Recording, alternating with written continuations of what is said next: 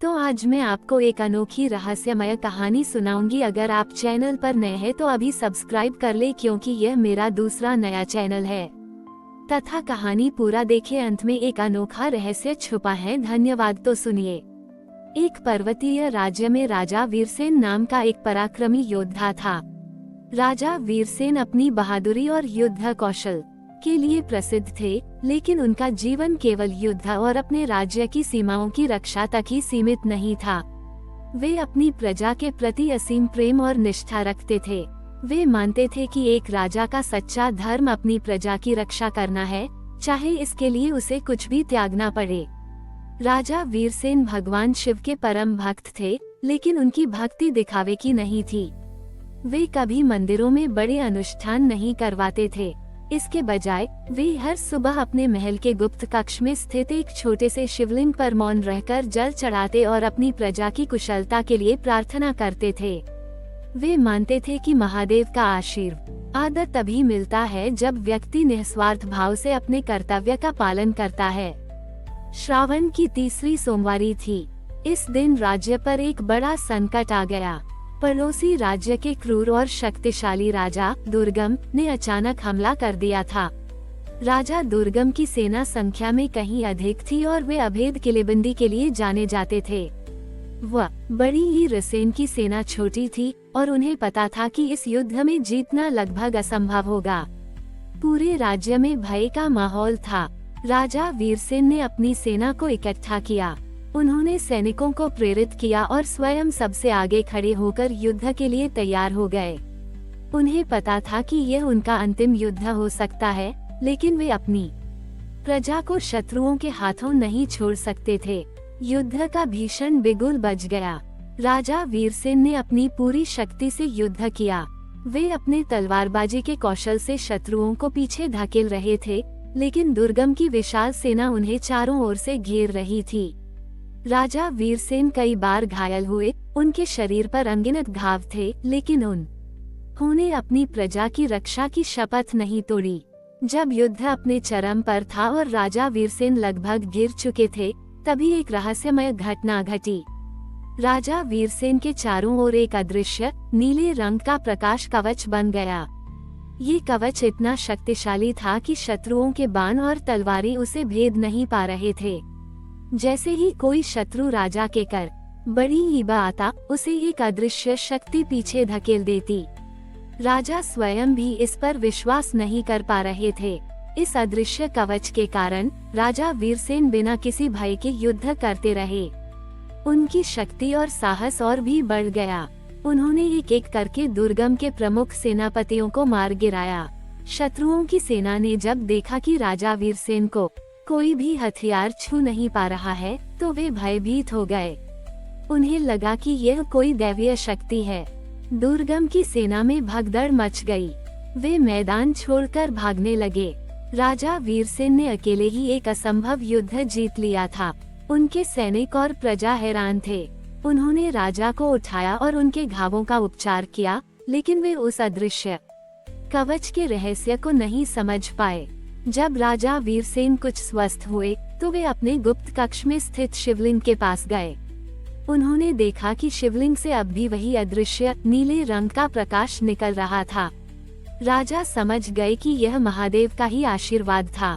उनकी निस्वार्थ रक्षा और अपनी प्रजा के प्रति निष्ठा को देखकर शिवजी ने स्वयं उन्हें अदृश्य कवच प्रदान किया था।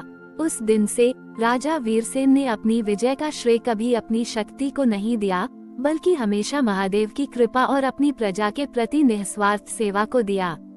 उन्होंने अपने राज्य में कोई भव्य मंदिर नहीं बनवाया, बल्कि हर गांव में सेवा केंद्र खुलवाए, जहां जरूरतमंदों की सहायता की जाती थी। उनका मानना था कि यही सच्ची शिव भक्ति है। श्रावण की तीसरी सोमवारी उस राज्य में केवल एक धार्मिक पर्व नहीं, बल्कि निस्वार्थ सेवा दिवस के रूप में मनाई जाने लगी। इस दिन राजा और प्रजा सभी मिलकर ऐसे काम करते थे जो सीधे तौर पर समाज की सेवा करते थे, जैसे गरीबों को भोजन कराना, बीमार और की मदद करना या किसी भी जरूरतमंद की सहायता करना। ये कहानी आज भी उस राज्य में ये याद दिलाती है कि महादेव का आशीर्वाद उन योद्धाओं पर बरसता है जो निस्वार्थ भाव से अपने कर्तव्य का पालन करते हैं, और सच्ची शक्ति केवल शस्त्रों में नहीं बल्कि करुणा और सेवा में निहित है। राजा वीरसेन द्वारा असंभव युद्ध में प्राप्त की गई विजय और उसके पीछे शिव के अदृश्य कवच की कहानी पूरे राज्य में श्रद्धा का एक नया अध्याय बन गई।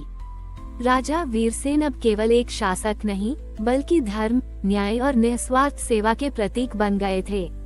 उन्होंने अपने जीवन के अंतिम क्षणों तक अपनी प्रजा की रक्षा और सेवा को ही अपना सर्वोच्च धर्म माना। राजा वीरसेन ने अपने राज्य में कोई विशाल युद्ध स्मारक नहीं बनवाया। इसके बजाय उन्होंने उस गुप्त कक्ष में, जहां वे प्रतिदिन शिवलिंग पर जल चढ़ाते थे, एक सेवा कुटीर बनवाए।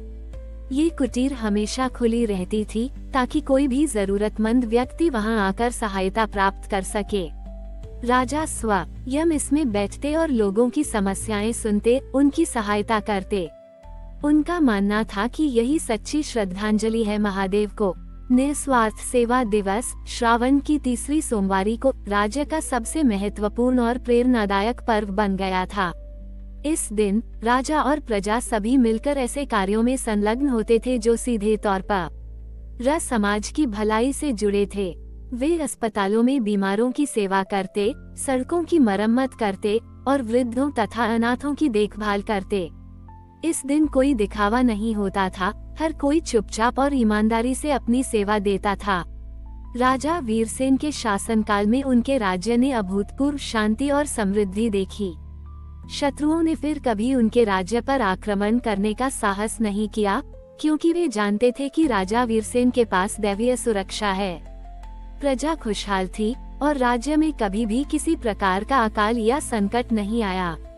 इसे वीरसेन साम्राज्य कहा जाने लगा, जो शक्ति के साथ साथ करुणा का भी प्रतीक था। राजा वीरसेन ने अपने पुत्रों और पौत्रों को यही शिक्षा दी कि एक सच्चा योद्धा और राजा वही है जो अपनी प्रजा के लिए अपना सर्वस्व न्योछावर करने को तैयार रहता है, और ईश्वर हमेशा ऐसे निस्वार्थ भाव की रक्षा करते हैं। उन्होंने ये भी समझाया कि सत्ता का सच उद्देश्य सेवा है, न कि शोषण।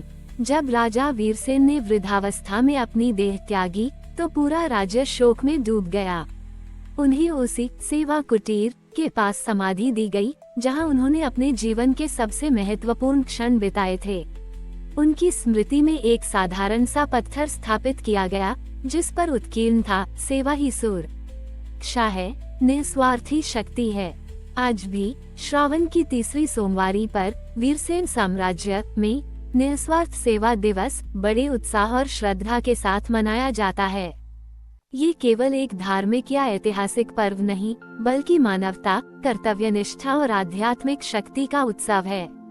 इस दिन युवा पीढ़ी राजा वीरसेन की कहानी सुनती है और उनसे प्रेरणा लेती है। वे सीखते हैं कि सच्चा बल और सच्चा कवच बाहरी हथियारों में नहीं, बल्कि हृदय की शुद्धता और दूसरों की निस्वार्थ सेवा में निहित है। वीरसेन साम्राज्य आज भी इस बात का जीवंत प्रमाण है कि एक राजा की निस्वार्थ भक्ति और शिव का अदृश्य आशीर्वाद कैसे एक पूरे साम्राज्य को न केवल बाहरी खतरों से बचा सकता है, बल्कि उसे आंतरिक समृद्धि और नैतिक मूल्यों से भी परिपूर्ण कर सकता है। यह एक ऐसा राज्य है जहां हर नागरिक महसूस करता है कि उसके ऊपर शिव का अदृश्य कवच है, क्योंकि वे सब एक दूसरे की निस्वार्थ सेवा करते हैं। हमारी और भी आध्यात्मिक एवं अनोखी कहानियाँ देखने के लिए हमारे चैनल पर जाएं तथा धार्मिक एवं पौराणिक अनोखी कहानियाँ हमारे चैनल पर है। कृपया जाके देखें तथा हमारे चैनल को सब्सक्राइब करके रखें और वीडियो लाइक जरूर करें। धन्यवाद।